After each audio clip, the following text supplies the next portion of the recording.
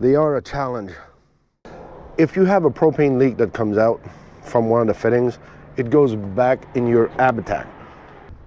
But remember, this was ready to go. It's all staged, it's beautiful, it's ready. You jump in it and you go. How much of my list do you want? You were leaving when?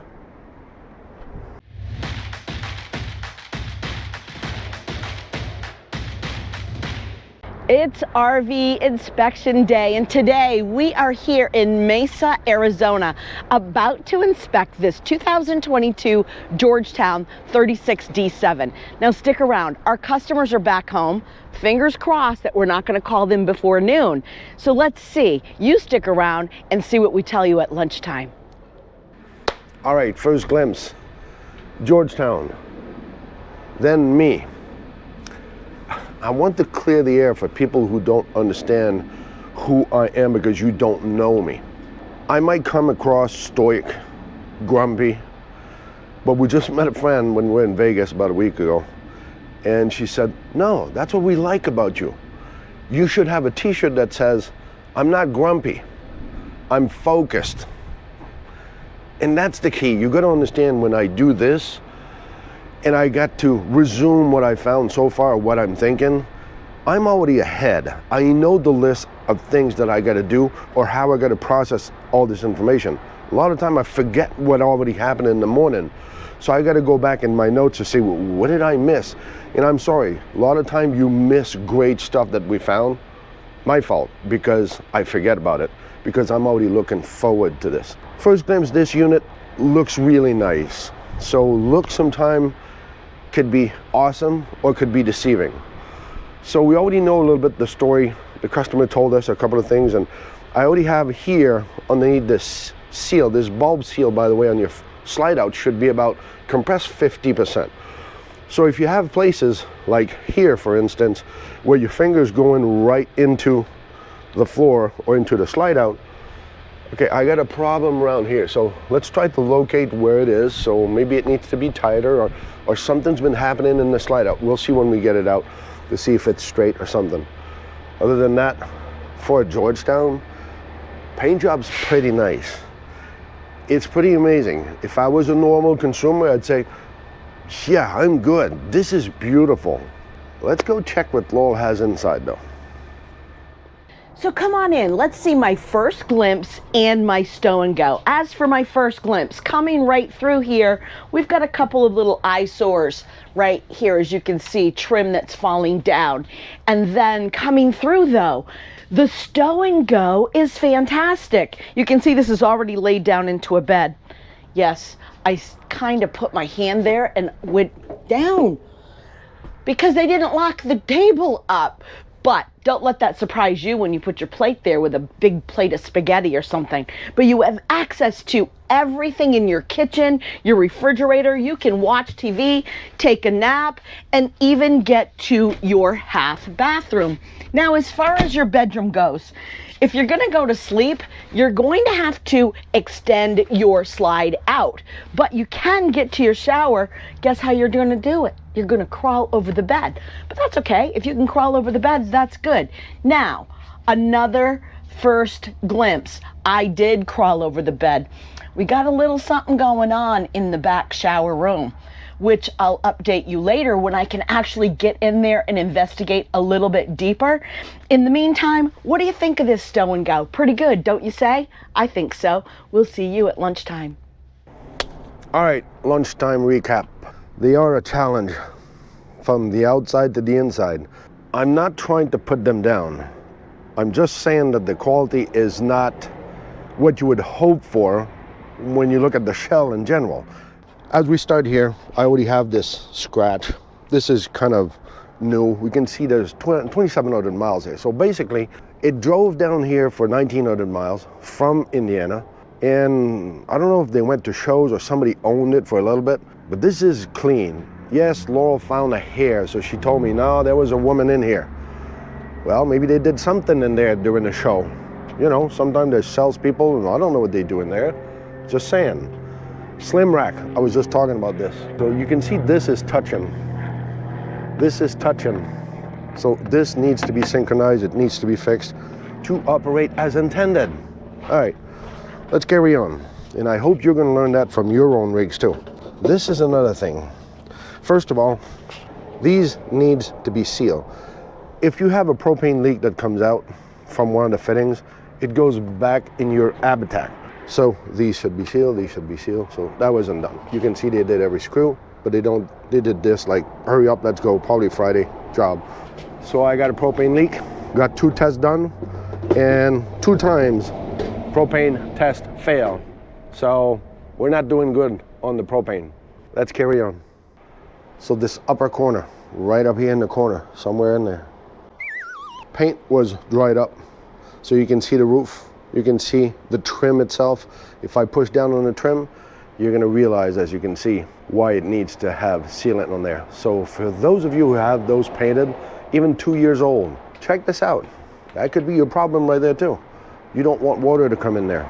Next step is this slide out.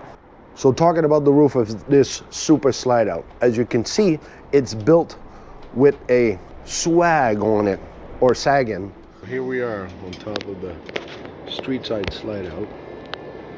And I don't know if you can see the bow or the sagging I have on this roof.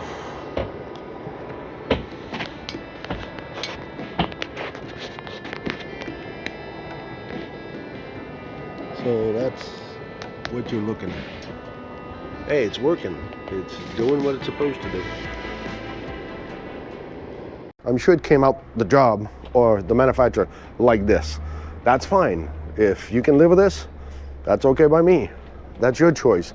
But there's a reason why there's always going to be water left into your slide out topper or your roof, as you can see.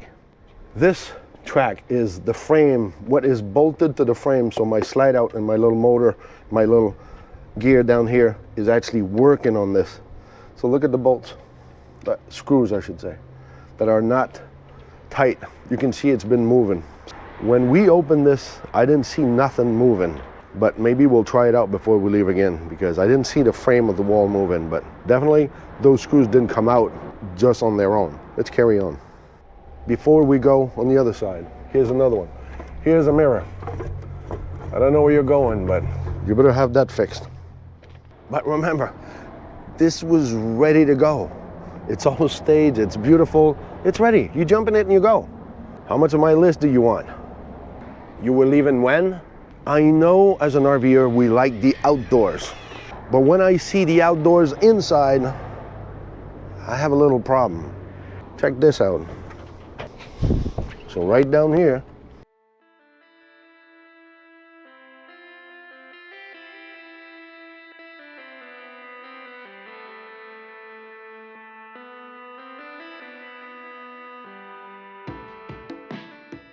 so that's about it.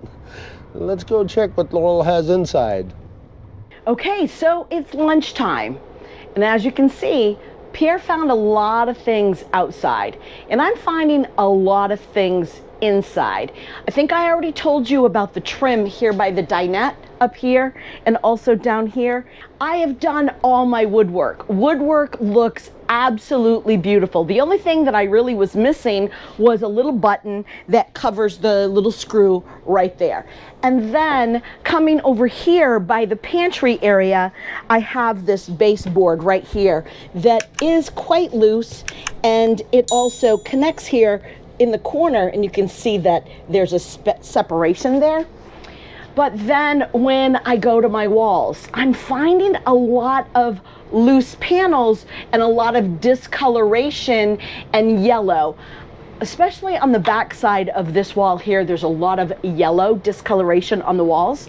But then let me show you what I found in the other part of the bedroom. I'm in the master bedroom, and right up here, this is the back side of the shower area, and you'll see that this is all bowed, first of all, and secondly, you can see that it's all loose. It's not attached in this area. We're gonna go into the shower area and show you that. Okay, coming into the shower area, you're going to see this trim right here is completely detached. And then coming up into the shower, you'll see that there is a lot of yellow here in the corner. But not only that, you gotta come out here and check this out. So here we are behind the left side of the sink, and we've got a pretty big crack right here. And you can see everything that moves. And then if I take you here, it's still cracked, and they've tried to reseal it, but I can stick my finger behind this hole right here, and this moves.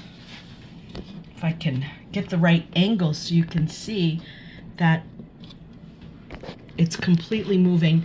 And then we're gonna come to this back wall right here. Now this back wall is butt up to the washer and the dryer. And of course you can see that the trim is really loose, and so is the wall. The whole, you can see it way up at the top, the whole wall is unattached. Now that you've seen that, what do you think? Just with those few things that we found so far, would this be a bust or a buy for you? Let us know in the comments below. Now we're gonna update you at the end of the day, so stick around.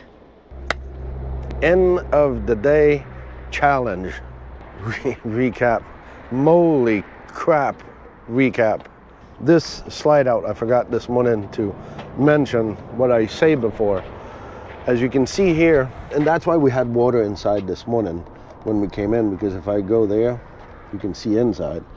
When you have a slide out that doesn't touch anywhere like this, so even the inside ceiling is not gonna do nothing. So, just saying.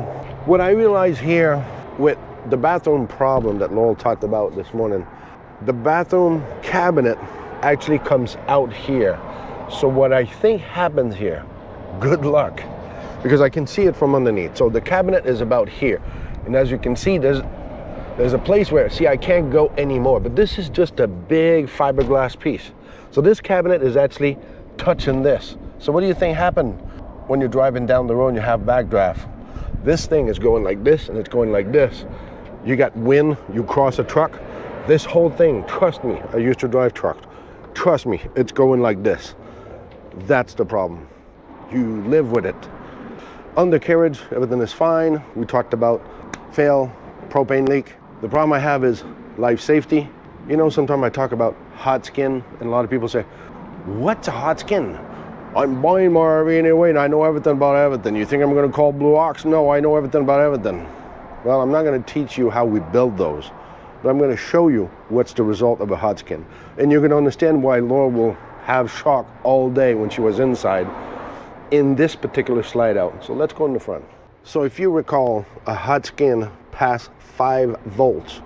This is my lead to the ground. In the ground, if there's a problem, electrical problem, it goes back to the ground, goes back in the ground. So that's how we get a reading. So if I go in regular voltage, AC volt, not DC, not 12 volt, this is 110. Past 5 volts of reading, 5, not 0.5, 5 volts, you can pierce human skin. And to Laurel's point today, all day, because I did this at the end of the day, and she's been telling me that all day she's been smacking herself every time she touches whatever's in this slide out. So most likely, it's a wire that has a screw right through it, or one of the contact that somebody grounded the outlet itself. So that's why we have reading like this. Normal reading, see on the body itself, we'll do about 0.2. That's kind of normal, you know. Here, well, this will not travel power. Let's say on the window, I'm probably gonna have, see, I even have 0 here. So there's nothing here. But when I end up in this slide out, I'll have a reading of up to 8.5. Remember, 5 volts pierce your skin. So everything here from back to front to, well, let's go over there. There's bolts, nuts, bolts right here. So that's your floor, whatever's anchored to this. So your sofa, your dinette. And if I go to the wall, there's nothing. So it's not the wall itself. It's the whole slide out that has this issue. Here's another one. What do we have here? Same thing. 8-4. This whole thing, so the walls is driving down, there's a ground in this, and that's why we have this reading. Not good. Basically, if I touch this and I'm bare feet down there, it might pierce my skin, because now I would be the conductor of this going down.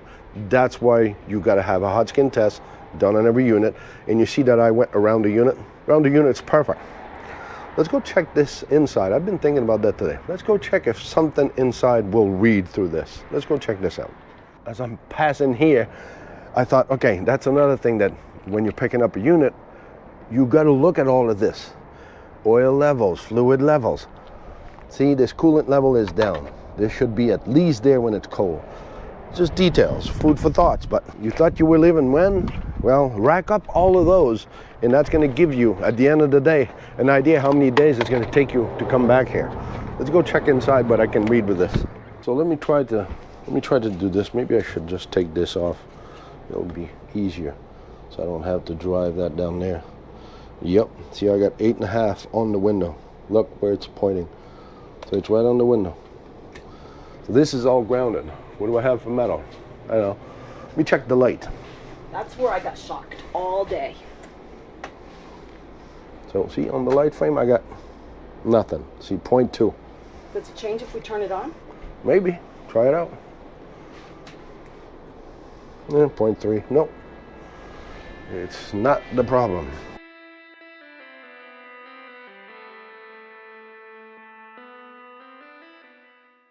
On here, I've got 3. So it's not too bad. On the main frame, I got 3.2. So see, that's what they're gonna have to do to isolate where it comes from. Where does the ground come from? So, see, your culprit is around here. I don't know where. It could be into this outlet, electrical. I don't know. The advantage that I have is, here's your problem. I don't need to find a solution. Do I try to? Yes, all the time. It's second nature. And that's what whoever's going to have to do this will have to isolate. Where does it come from? Why do I have a ground on this body? Not good. That's a full-time job for somebody. I also had a leak this afternoon coming out of the water bay. So imagine you just leave and you're going home. You're going camping for the weekend. This was a minor thing. It's just the filter itself. Filter cartridge wasn't in, so they probably forgot to put the seal on top. So it's leaking in the bay, and it took a while for the bay to overflow to finally find that out. I also had another problem with another valve stem. So the inner tire doesn't have an extension valve to check your air inside. So what do you think is going to happen? You were leaving when? I hope this line sinks in one of these days, and thanks to Robert. Robert is the friend of mine that actually gave me this line, because that's how he felt every time he saw one of our video. And talking about video, you've lasted this long, so probably you're one that has an interest in inspection. Go check our website about endorsement and what we can offer to you if that's an interest. On that note, let's go check what Laurel has in here. Have you ever thought about a career where you can protect buyers and be your own boss? Consider becoming an RV inspector. We can train you from the ground up. We believe in teams because 2 sets of eyes are better than 1. When good isn't enough, our Blue Ox workshop brings you to the next level. Knowledge is power. We're giving you every detail to master your craft and elevate your business. Join us as spaces are limited, so contact us today to reserve your spot. Space is limited, so make sure to reach out. www.blueoxrvinspection.com. So it's the end of the day, and I have found a ton of little things, but this is a leftover. No one's ever lived in here. This is like brand spanking new with some flaws. One flaw, right here on the back of the captain's seat, you can see this scuff right here. Someone didn't pull the seat ahead when the slide went in. The other thing is, this window right over here is missing the entire frame and the latch in order to open and close the window. Speaking of, the shade in the bathroom in the back also will not retract back up. So it's just down. They'll have to fix that. Other than that though, I did my water, and guess what? It didn't leak. Yay, nothing leaked. Had hot water everywhere. The only thing was the bathroom sink, it splatters everywhere when it's coming out. I don't know why it does that, but it goes all over the place. But I did do my tall stall. You want to see? Come on in the back. Let's go in here. I'll show you just how tall you need to be, because there's quite a step to get up into this shower. Once you're here, if you're 6'6" and shorter, you're going to be fine inside this shower. Just be careful getting back out. Great way to slip and break your neck. Not exactly what I would want to do. But as you can see, all the furniture really light. It is beautiful. I hardly found any marks, which surprises me because this is a 22. It's been kicking around for a while. People have been in here checking things out, but I think it is quite beautiful. Let's see what our customers think. What you've seen today so far. Would this be a bust or a buy for you? Let us know in the comments below. You know, anyone who has never made a mistake has never tried anything new. So keep trying new things and keep making mistakes. That's what life's all about. So remember, and do never forget.